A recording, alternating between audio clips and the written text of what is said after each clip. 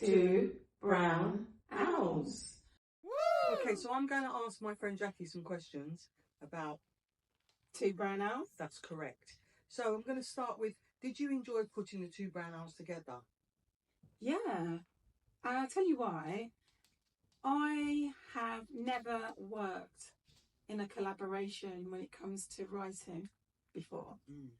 I've worked with artists in a collaboration when it comes to music, but never for writing. It's been an interesting process. What is the next pamphlet that's coming out? It will be Two Brown Owls, Prose 2. And I think you know more than I do. Well, you've already submitted your ideas. This time I think it's a lot to do with like climate change as such. Kind of a disruption in the world, you know, with wars and things going on like that. And then how women and children are getting treated all over the world. As at one time, women and children were very, very important. But now it looks like they're not as important as they used to be. So that's that. Do you think that your music career gave you confidence to write? Yes, I definitely think that. Because it takes a lot of chutzpah, a lot of ego and show off material to be able to sing in a studio, then go out on a stage in front of everybody. Everyone hates public speaking, and yet going out to sing is actually quite a scary experience when you think about it and break it down. And but you've done the singing as well, so you've got the same strength. Yeah, I do. I had the This is now I'm talking to you, and then you can ask me the questions. Yeah? Oh no, I wanted to do bounce off. All right, so okay, fair enough. Have to do the questions. Okay, fair enough. Sorry. So birthday girl. Yeah, it's my birthday today. I'm not going to tell you how old I am. Sweet 16. Yeah. I wish. Yeah. Exactly. Okay, so how many books do you think you need to write before you're going to get a deal? I don't think it's about how many. Lots of people have got a deal off the first book. And some people have only got one novel in them. So it's not a numbers game at all. It's not like in music where you put out 4 singles and then maybe the next one. It's you write and it's accepted and it's a great book, the first one. Or you put out 4 or 5 with different publishers and eventually it catches the eye or the imaginations of the reader. Yeah, but you've already had 3 books published, haven't you? Yeah. So you're kind of, you understand it a little bit more than I do. Yeah, but I haven't gone down the traditional route, which is to get a major publisher and an agent. I've just got a micro publisher who's sort of independent, and they do MT Inc. and all they do are, when I say all they do, goes write biographies. They're not in the fiction realm, and I write fiction and poetry. Are you interested in writing for television? Yes. I think like my first 3 books, when I wrote them, I had television in mind. I had a screenplay and a TV series even in mind. For instance, in DJ Wag's Housewives of House, I know, set in Queen's Park, there is a reality show within the storyline, and so the concept's already there. Yeah, so I definitely think about. Okay. Yeah. So would it be a series or a film? Either or. The characters are character-driven stories, so where the characters would sit, you get the right actresses. Yeah. And the last question I'm going to ask you, do you think being a middle-aged woman will enhance your chances of becoming successful? First of all, I thought it was when I was young and fresh, I'd become successful. Now I'm old and middle-aged. I don't think I'll become old and successful. But what it is, I'm not going to give up the fight.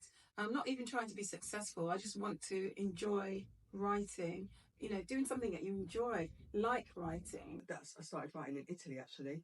Was that what, a song? No, it was actually writing I never knew that I could write. Right. Okay. I've written songs, but I'd never actually written a book or even a short story.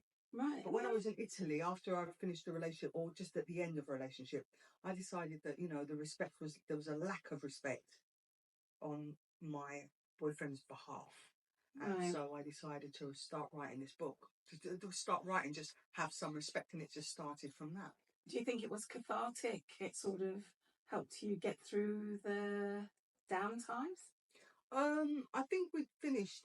I think the relationship had ended. I'm not sure, but I can't remember. It's quite a long time ago. But either that have some respect came into play, and it could have been a catalyst for me starting to write the book, which is now called The Shift to Pandemonium. So Changed it. So this is your not work in progress. It's your manuscript. Yeah. So the first book that you ever wrote is actually included in The Shift. It is The Shift. You just it is The Shift. I just changed the title, and then you built on it. Yeah. You've got a lot of words on that. How many? I think I've got about 100 and it's 552 pages of writing. So I mean, very intense. Good read. Yeah. I'd say. Yeah. Well, fingers crossed that you get a deal. Yeah. I mean, that's the intention. Yeah, isn't the it? intention is to get an agent and a deal, or to maybe get a publisher to publish it and then put it in Waterstones and all over the world. Yeah. Sometimes it's difficult to get an agent, and if you can wait, and if if the agent doesn't come, then you can publish it, and then the agent might come. Yeah.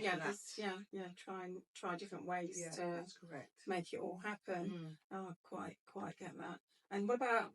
Have you got another one? Yeah, I have actually. I have got another book which I'm writing at the moment, and it's called There's Got to Be Some Way Out of Here. Yeah, great. I love the title. Yeah. Is it sort of science fiction? Is it speculative fiction? Is it fiction? What is it? Well, it's fiction. It's a LBGT plus Q plus. Yeah. Yeah. Right. Okay. Book. So it's character driven. Yeah, it's character driven. Yeah, it's a very, very interesting. This will be a very interesting novel. I'm like halfway through it now, and it's just trying to, because like everything has a beginning, a middle, and an end, and so I'm in the middle now, and I just have to kind of try and see it through, make it interesting and like erotic, like you do, and see how that goes. So that will mean I'll have 2 books under my belt, but it might take me another 6 months or maybe a year to finish it. I'm not rushing. Right. Okay. But I'm looking forward to doing the stuff that we're doing together. Yes. Because it's a different edge. Writing a novel, a big novel, is different to doing what we're doing, which is short stories and kind of poems. Yeah. So I've got a manuscript, and I'm only halfway through, about 45k words, and it is a struggle trying to push through. Everyone's told me about this period, and now I'm here. What's the muscle that you use when to push through and finish a big novel like that? What is it? What's your routine? Well, I think that it's imagination, and as you write, you have to have an imagination. Yeah. The imagination pushes you through. Sometimes you get stuck and you leave it for a week or 2 if you want to, but then all of a sudden, what I do is when I walk my dogs, I kind of put my microphone on and I try and work out where I'm at in the book and what happens. Yes. What happens to this? What happens to that? Yeah. What happens to this? What happens to that? And then that kind of thing. Then I think, oh well, yeah. When I get home, I can write that, and I write it down, and then it seems to work. Right. So sometimes you need to kind of come away from a book or your writing, but you have to have imagination. Yeah. Because if you don't have imagination, then you can't be a writer. Yeah, it's the space for the imagination. So you having that space of the mundanity of walking the dog sometimes, so your mind's left alone. Yeah. To contemplate and ruminate over where the characters go and what they do next. Do you ever have it where the characters become so alive they tell you what's going to happen? Have you had that experience yet? Well, yeah, because what's happened, if I can give you a little kind of insight into the book. So what happens is I don't know how to say it. So basically, three of the characters, the protagonists have been on a journey to the middle of the Hawaiian Ocean. Don't give out the idea. All right. Anyway, so basically, Well, I can't explain how I do But it. do they come? But do they speak to you? Are they like real people that talk to you Yeah, now? they are real people. And they talk to you? Well, no, I'm talking to them. I'm telling them what's going on. Oh, really? Yeah, I tell them what's going on because I have to. I'm the writer. I'm telling them that's what's happened and this is what has happened and that's what's going to happen. You know? Right. Okay. That's how it's got to be because I can't just kind of be stressing myself writing and I'm not really sure what's going on. There has to be some form of a scene going on in my mind, or there has to be something. Otherwise, I wouldn't be able to write. Yeah, I hear that. Okay. So for me, I have a different experience. In the past, I've created the characters so fully that I know them, and then they start doing things all by themselves. Interesting. They really do. So the Wags, Dande, Dande is the main protagonist, and Piper, Clara, and Suki. They are a little clan, and I just see them in each other's houses and their partners and what they get up to.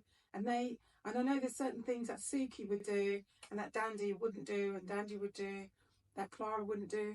They've all got their idiosyncrasies. So as I'm telling the story, I can't do what they wouldn't do. I can't put them in certain situations because it wouldn't be them. So what I've done is I've kind of lightly skimmed over. I mean, they've all got their own characteristics, but I can't delve too much. Well, everybody knows who Lady Sanderson is, who Lady Elizabeth is, who Orla is, who Edna is, and who Marco is.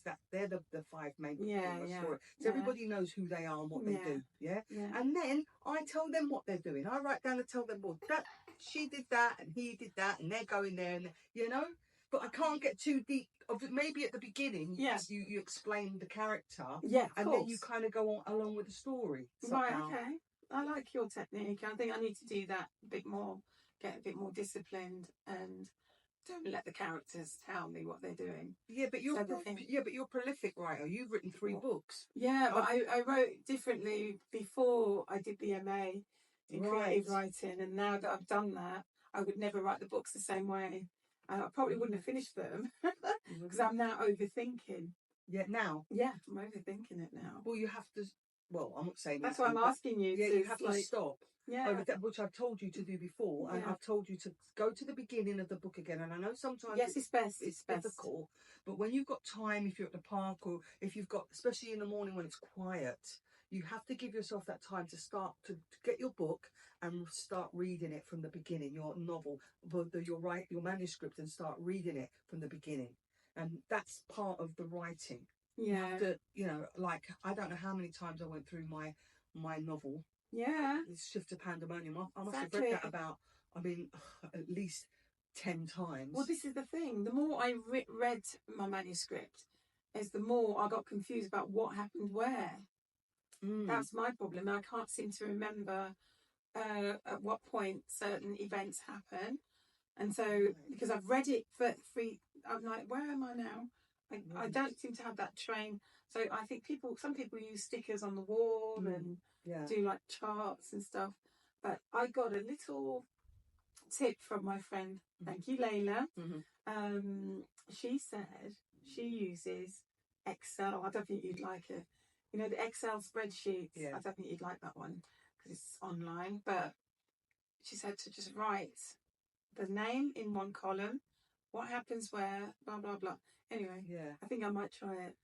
Yeah. But I don't want to really, I really need to get writing this book. Yeah, but what you need to do, you need to go to look, we're talking about what we need to do. Yeah. What you need to do is go to the beginning, forget about writing the book, go to the beginning and read it from the beginning again. And give yourself that time, because once you start reading it, then you're reading it like somebody else would be reading it, and then you can say, oh look, that's not working, might have to take that out. I mean, I've edited my story I don't know how many times. You know. It's part of the process, I guess. So let's go back to the owls project. Owls. Interesting. So that's a different experience to writing. It's a different experience writing a big old novel. So I think that's why I like it.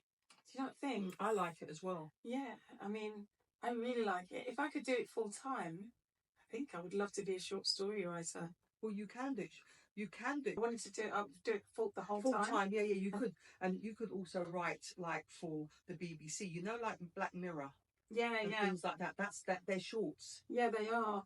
So I don't know about going back into the TV realm again. I just think if I accidentally get into it, because, like, Stephen King is like my idol.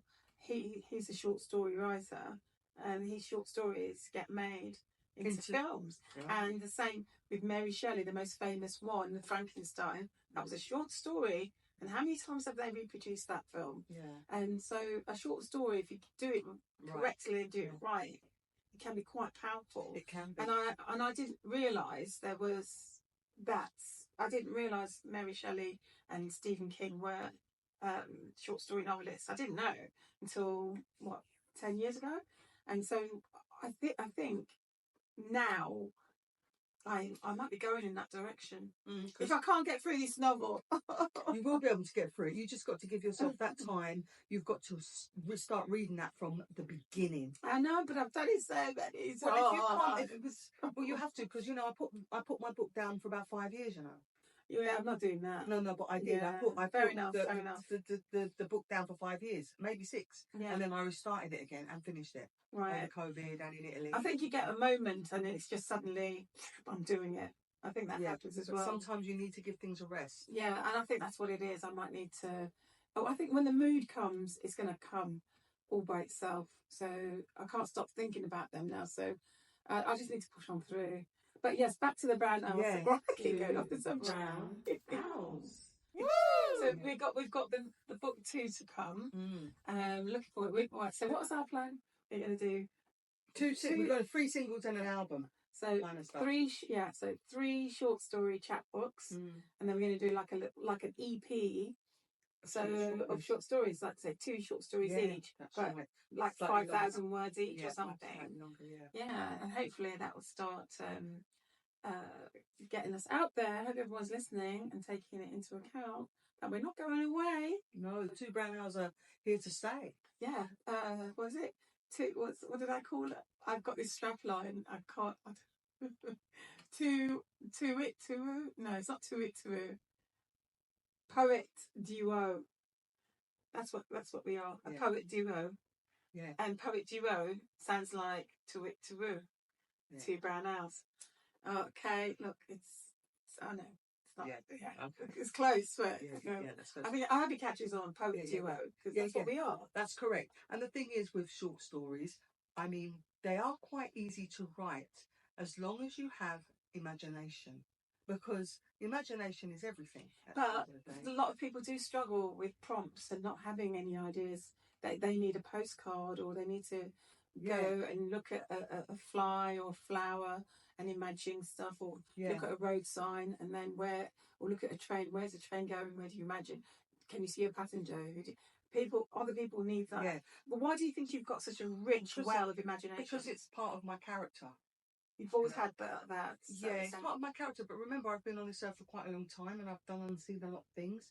Yeah, that's a bit. I think you're skipping over it, but seen and done a lot of things is probably why you're able to. Yeah, I've been emotionally involved. I've travelled just like you. I've done a lot of things, but I think my character, and I'm not going to say I'm an Aquarian because I am, and it's my birthday today. Happy birthday! Yeah, thank you. I think it's to do with that. It's to do with your imagination. I mean, as you said something that was quite interesting a couple of weeks ago. You said that sometimes, like for murder mysteries and that, people have to go back into history and look at murders and look at different things. Research, and then they get their inspiration via that. Yes. And I tried to do that. I mean, I've been watching a few things on the BBC and a few films and that, and I've looked at them, and like there's a couple on the TV at the moment, and I think, they're brilliant. I wouldn't be able to do that. That is really out there. I have got 2 crime stories wrestling around because I've got the end game. I saw something and I thought, what if the gear was in that thing? And this person, I came up with the idea of walking the dog, and I saw some stuff, and I thought, and I've got this story around there. Then I had another story to do with social media, and I put the two together, and I think that's going to be a really good story. Good. So, but I've got to finish my first manuscript first. You don't, as I said, Jackie, right? Take it easy with that manuscript because you don't want it to give you grey hair. What you do, right? Late. Yeah, but the thing is, you've got lots of other things that you worked on, and like when I said to you, oh, you know, we're gonna do the second book. You said, oh, I've got loads of stories. I've got loads. I've written loads, like so. Yeah, I do write a little. What I do. So meanwhile that you're trying to work out your new manuscript, you can write short, nice little stories. Yeah, because still, even though you've got loads, but continue with that. Because what I get inspiration from such tiny things, and then I'm like, oh, scribble it down, and then I just get the premise down, and when I'm ready to write it, I'll just go in and write it. So for book 2, I've got what have I got? I've got so many stories. I've hashtagged them and kept them in my notes. So all I have to do is go back to it, and when I'm ready to write, I'll just sit down and write the short story. Bosh. Like I did with the Black Napkin. It was just in. It was quite interesting. Yeah, bosh. Yeah, the Black Napkin. Read that one. Yeah. I don't know what page it's on, but so yeah. What's your favourite one item that you put in the book 1? The brown owls. I've got a few. I like with goddesses. Yeah. And then I like the value of life. Yeah. But then talking about short stories, the Scrubs is quite good as well. Yes. You know, because that's a kind of murder thing, which because I've been going Scrubs for so many years, and there's dogs all over the place. It just came into my mind, and then Scrubs, for anyone that doesn't know, and the rest of the world who might be tuning in, it's a local park in Shepherd's Bush, between Shepherd's Bush or Hammersmith and Fulham. Yeah. And it's called Wormwood Scrubs. It's called Wormwood Scrubs, and that's where the big Scrubs, and there's a small Scrubs. And also the big Scrubs is where the prison is. Yes. It's called Wormwood Scrubs. Yeah, it's Wormwood Scrubs, and there's and there's a big park around at the back of it, which is absolutely amazing. Yeah, it's my favourite all-time park. Is it because it's so much sky there? Yeah, it's beautiful. But when I wrote the Scrubs, it was very, very funny because one morning I was walking down the lane at the back of the Scrubs. It's like a lane that goes right around the Scrubs. Yeah, and there was a man, you know, the guy that sweeps the floors. Yeah, and he had his orange kind of neon high vis. Yeah. And he was walking with all his broomsticks and everything like that. And it just came to me. Yeah. It just, look at that. It just came because he was in the distance. And I thought, oh, God, that, you know, that's suspicious. That could be, he could, and that's where the Scrubs, that's where the Scrubs story came from. Right, okay. I love that one, I've got to say. That was harder to edit. It was. But, but the children in it, and all that was sweet as well. So, and interesting. So the characters brought it to life, really, and seeing it from the children's point of view. That's right. That was a short story. Yeah. So can't wait for the next batch. Exactly. So stay tuned. We'll be back when we're ready to launch the next batch of 2 Brown Owls. Oh, just P.S. because there always is a P.S. We hope that we are going to play at, don't say the names of them, but we're hoping we're going to play at quite a few festivals this summer. We're going to be doing the rounds, so keep it locked, keep following, like, subscribe, and we'll take it from there. All right, and also we're at Port Vella Radio on Friday. Oh yes, that'll be up as well. So there's lots going on, so pay attention. Yeah. All right, see you soon with the Wise Owls. Take it easy. Bye.